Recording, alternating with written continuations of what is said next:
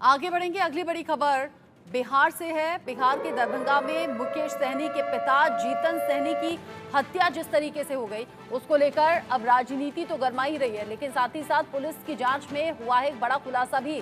Police ने 4 लोगों को हिरासत में लिया है। सीसीटीवी से आरोपियों की पहचान हुई है।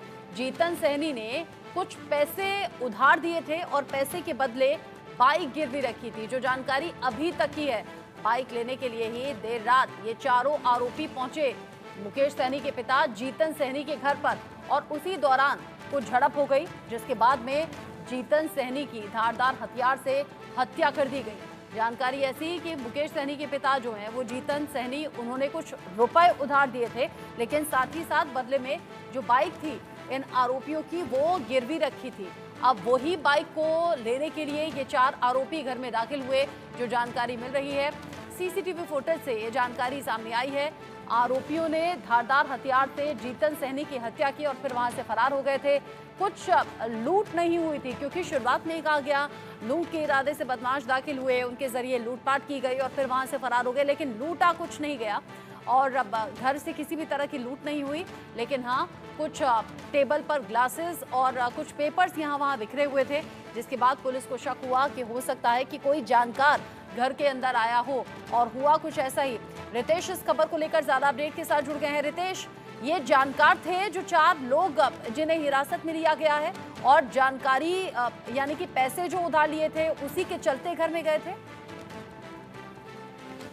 न्यूज में हमने पहले ही बता दिया था कि ये पूरा जो मामला है ये पैसे के लेन देन में हुआ है, और पुलिस की जांच भी उसी दिशा में आगे बढ़ी है। सबसे बड़ी बात है कि जो जानकारी हमें मिली कि जो जीतन सहनी थे वो सूद पर पैसा देते थे, यानी ब्याज पर वो पैसा चलाते थे ये, और ये बिहार के गाँव में ये आम परिपाटी है, और उसी में ये विवाद हुआ और इस तरफ से जो है उनकी नृशंस तरीके से हत्या हो गई। क्योंकि जब कल पुलिस पूरी एसआईटी जांच कर रही थी तो उसे 3 ग्लास भी वहां से मिले थे, और ये पुलिस को पहले ही पता लग गया कि जो भी लोग जो हत्यारे आए थे वो जान पहचान वाले ही थे, लेकिन बाद में किसी बात को लेकर विवाद हुआ होगा और उसके बाद ये सारी चीजें हो गई। तो बस अब पुलिस इसके बस आधिकारिक तौर पर सिर्फ इसे जारी करना बाकी रह गया है। लेकिन बिहार में आप भले पुलिस ने इस पूरे मामले को क्रैक कर लिया हो, लेकिन आखिर अपराधियों के मनोबल इतने ऊंचे कैसे हो रहे हैं कि किसी के घर पहुंच जा रहे हैं,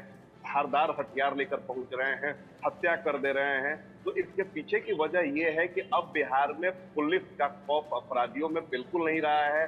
अपराधी जो है वो खुलेआम हथियार लेकर घूमते हैं, चाहे वो चाकू हो, चाहे वो कट्टा हो, पिस्टल हो, बड़े बड़े हथियार हो, और पुलिस कोई सर्च ऑपरेशन नहीं चलाती है। पुलिस के पास ये तक जानकारी नहीं है कि अपराधी जो हैं उनके पास हथियार कहाँ से आते हैं, कौन कौन से जो अपराधी हैं उनके पास हथियार है। बड़े बड़े अपराधियों को तो छोड़ दीजिए, अब जो छोटे अपराधी होते हैं, चोर जैसे जो अपराधी होते हैं, उनके पास भी असलहे हो रहे हैं, उनके पास भी पिस्टल से लेकर तमाम अत्याधुनिक हथियार मौजूद हैं। और यही कारण है कि बिहार में लगातार जो है हत्या की वारदात, आपको किसी भी जिले की बात कर ले, 38 जिले हैं और 38 जिला में शायद ही कोई जिला अछूता होगा जहां पर हत्या की वारदात नहीं हो रही है।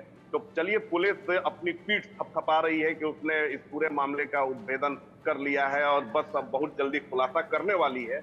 लेकिन आपकी थियरी पर भी सवाल उठेंगे, आपकी कार्यशैली पर भी सवाल उठने लगे हैं कि आखिर अपराधियों का मनोबल इतना ज्यादा कैसे ऊंचा हो गया है कि वो एक राजनीतिक रसूख के व्यक्ति के घर पहुंचते हैं और उसके पिता की हत्या कर देते हैं। जी, जिस तरीके से घटना सामने आई है, सवाल अलग अलग तरीके से बहुत उठ रहे हैं। पैसे उधार दिए थे जिसके बदले बाइक गिरवी रखी गई थी, और उसी के चलते 4 आरोपियों घर के अंदर जरिए घर में एंट्री ली जाती है और फिर वहां धारदार हथियार से हमला किया, हत्या की और फिर फरार हो गए। पुलिस भले ही इस केस को सुलझाने का दावा कर रही है, लेकिन सवाल फिर से कानून व्यवस्था से जुड़े हुए सामने आ रहे हैं, जिसको लेकर विपक्ष बड़ा मुद्दा बनाएगा, ये तय समझिएगा। रितेश, बहुत शुक्रिया आपका ये अपडेट हमारे दर्शकों तक पहुंचाने के लिए।